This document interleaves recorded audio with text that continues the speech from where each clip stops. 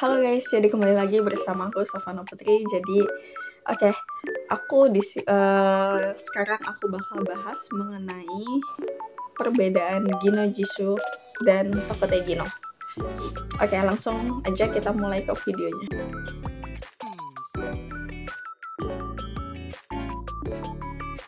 Oke, sekarang mumpung aku lagi libur, jadi aku mau sharing ke kalian terkait perbedaan antara Gino Jisoo dan Tokute Gino.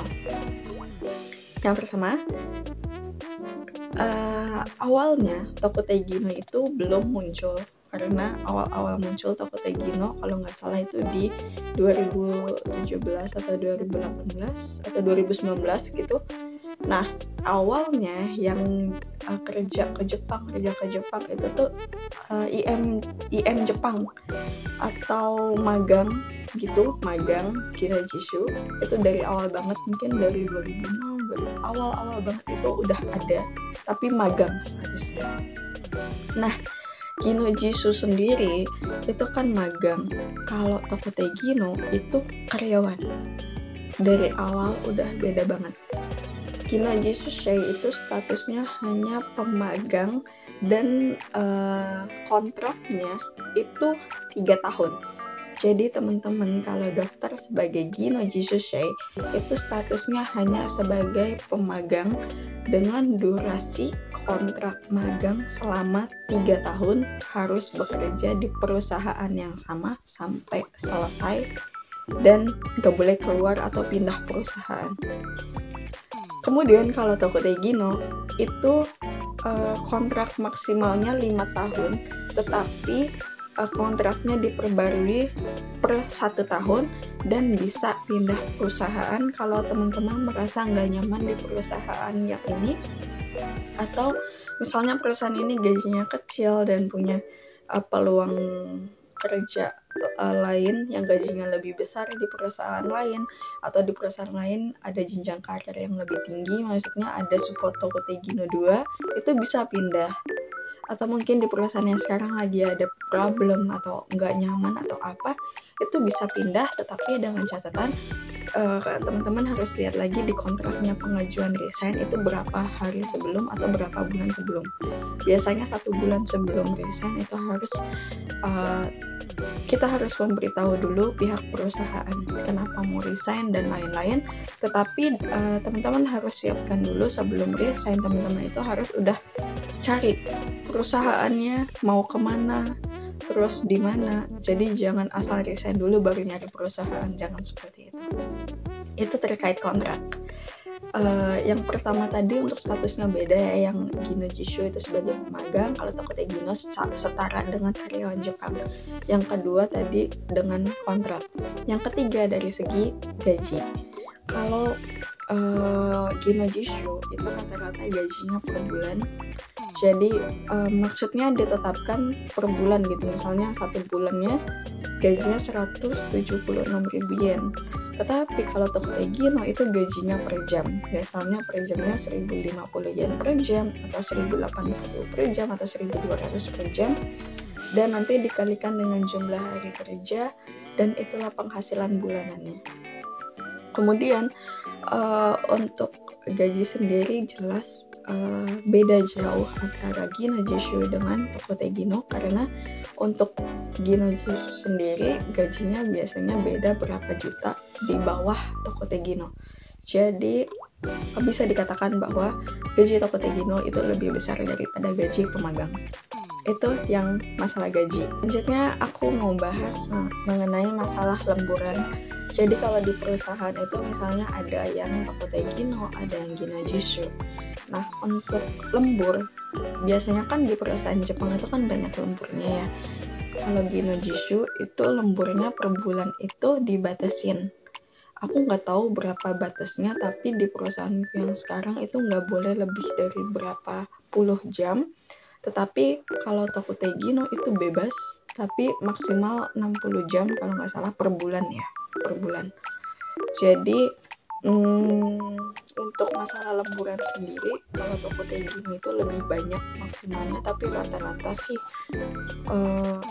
lemburnya paling 25 jam atau 40 jam per bulan.